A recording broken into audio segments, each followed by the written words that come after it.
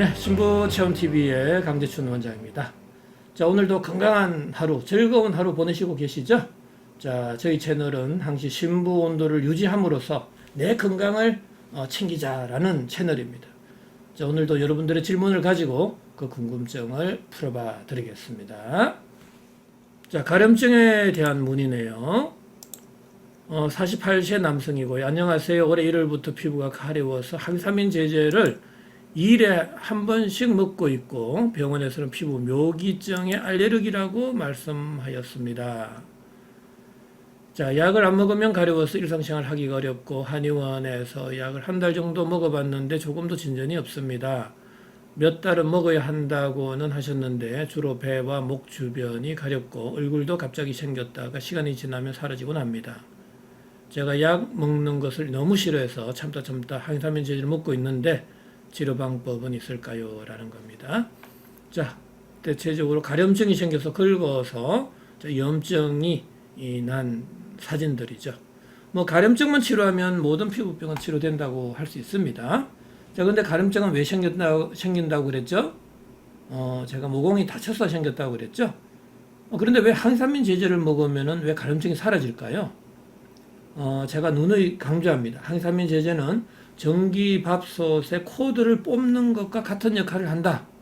즉 항사민 제제는 히스티딘을 히스타민으로 분해할 때 필요한 히스티딘 디카르복실라제라는 이러한 효소를 이용해서 그걸 차단하는 약입니다. 이게 효소의 기능을 억제해버리는 거죠. 그럼 히스타민이 생성이 안 되기 때문에 내 몸에서 열 에너지 발생량이 줄어들게 됩니다. 이러한 현상은 신부온도 피부온도 둘 다 낮춰버립니다. 자, 내 몸에서 열이 적게 발생하면 열을 빼낼 필요가 없는 거죠.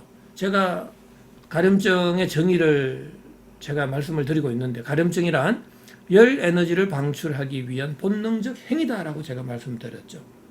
그래서 긁게 되면 시원한 겁니다. 열 에너지를 방출하려고 하는 거죠.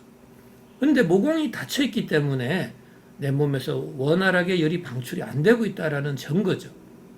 그래서 항사민 제제를 먹게 되면 바로 진정이 됩니다. 30분 이내에. 하지만 그러한 약들은 신부온도 피부온도 둘 다 낮아지는 거예요. 환자 입장에서는 가려움증이 진정이 되니까 너무 좋아할 수 있죠. 하지만 신부온도가 낮아지는 것은 확인할 수가 없단 말이죠. 의사도 모르고 환자도 모르고 다 그냥 지내고 있단 말이죠. 하지만 신부온도가 낮아지면 내 면역력이 떨어지는 거죠. 나의 면역력이 떨어지면 더 큰 질병으로 악화될 수 있다는 사실을 꼭 명심하셔야 된다는 겁니다. 그리고 항사민 제제를 먹기 전에는 반드시 그 항사민 제제의 부작용을 반드시 읽어보시고요. 항사민 제제의 부작용 중에 가려움증이 있다라면은 여러분들의 생각은 어떠할까요? 아니, 가려움증을 치료하려고 가려움증 약을 먹었는데 그 부작용이 가려움증이 있다? 말이 되나요? 한번 잘 생각해 보시기 바랍니다. 약물에 의해서 가려움증이 생길 수도 있다라는 사실을 반드시 기억해 주셔야 됩니다. 자, 지금 이 가려움증이 나타나는 질환들은 너무나 많습니다. 전신 질환에서도 나타나고요. 가려움증은 대부분의 피부 질환에 있어서는 다 나타납니다. 뭐 건선, 섭진, 한포진, 지루성 피부염, 뭐 하폐상 섭진, 뭐 천포창, 뭐 심지어는 어루러기 환자들도 가려움증이 나타나고요. 뭐 고혈압 환자나 당뇨병 환자, 갑상선 기능 저하증 환자, 또 담도 폐쇄성의 질환들, 심부전증, 또 혈액 투석을 하시는 분들도 가려움증이 다 생겨요. 그럼 왜 이렇게 다양한 형태의 가려움증이 생기냐라는 겁니다. 바로 모두가 다 세포가 손상을 받아서 신본도가 낮아져서 모공이 닫혀버린 질환들이다라는 이야기죠. 제 이야기는. 가려움증이 왜 질환마다 뭐 안 나타날 수도 있지만 나타날 수도 있다라는 건데, 그럼 안 나타날 경우는 왜 그럼 세포 손상을 안 받은 거냐? 아닙니다. 가려움증이 안 나타나더라도 내 몸에서 어느 정도 모공이 열려져 있어서 열이 방출이 될 수 있다라면 가려움증이 덜할 수도 있고 안 나타날 수도 있다라는 거예요. 그런데 운동을 해도 땀이 안 나는 분들이 있습니다. 대표적으로 아토피 환자분들인데요. 그러한 분들은 가려움증이 극도로 심합니다. 자, 모공이 많이 닫혀 있는 사람일수록 가려움증은 더 심하다라는 걸 알 수가 있습니다.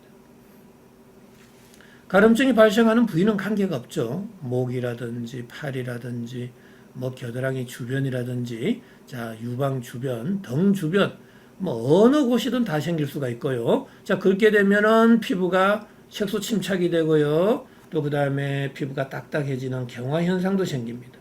자, 태선화 현상, 경화 현상, 또 색소 침착 현상이 다 생기게 되겠죠. 자, 화끈거리고 따끔거릴 수도 있고요. 그 부위의 피부 온도가 올라가면 더 붉게 된다라는 겁니다. 피부 장벽이 손상을 받을 경우에 있어서는 발진 현상, 진물까지도 생기게 되고요. 밤에 더 가려움증은 심하잖아요. 그래서 불면증으로 이어질 수도 있습니다. 가려움증이 있는 사람들은 생활의 질이 엄청 떨어지게 되고요. 정신과적인 정상까지도 호소할 수 있습니다. 대인관계에 있어서도 굉장히 문제가 생길 수 있습니다. 그래서 아토피 환자분들은 우울증이 생길 수도 있습니다. 그리고 이 가려움증이 있는 분들은 비염이 생길 수도 있고요. 결막염이나 중이염이 생길 수도 있습니다. 왜? 열 에너지는 전신으로 골고루 분산이 될 때 가려움증이 사라지는 겁니다. 하지만 가려움증이 있다는 소리는 모공이 닫혀져 있고, 모공이 닫혀져 있는 사람들은 구멍이 많은 대로 열이 쏠릴 수밖에 없거든. 자, 그러면은 구멍이 있는 대로 열이 쏠려서 방출이 될 경우에 있어서는 바로 그 쏠린 부위의 피부 온도가 올라가고 염증이 되고 다양한 질환으로 나타날 수 있다라는 이야기죠. 자, 가려움증은 그럼 어떻게 치료해야 되는 거죠? 당연히 낮아져 있는 몸속 온도는 올려야 되고, 닫혀져 있는 모공은 열어줘야 되고, 또 높아져 있는 피부 온도는 낮춰서 열 에너지를 골고루 분산 방출시켜줘야 됩니다. 이 가려움증이 있을 때는 특히 따뜻한 음식을 많이 드셔야 되고, 운동도 좀 많이 해서 땀을 많이 내주세요. 저는 마라톤이나 등산을 권합니다. 순간적으로 땀이 흠뻑흠뻑 나도록 운동을 해주실 때 가려움증은 빨리빨리 진정이 될 수 있어요. 자, 그렇다고 가려움증을 바로 진정시키기 위해서 선풍기 에어컨을 강하게 틀면 절대로 안 된다라는 이야기입니다. 어린 애들이 아토피로 많이 오시는데 소아과에 가서 자꾸 시원하게 키워라고 했다라는 겁니다. 당연히 서양의학에 있어서는 피부 온도를 낮춰야 되기 때문에 인체를 시원하게 이렇게 온도를 유지하라고 티칭을 하시는 의사분들이 많습니다. 당연합니다.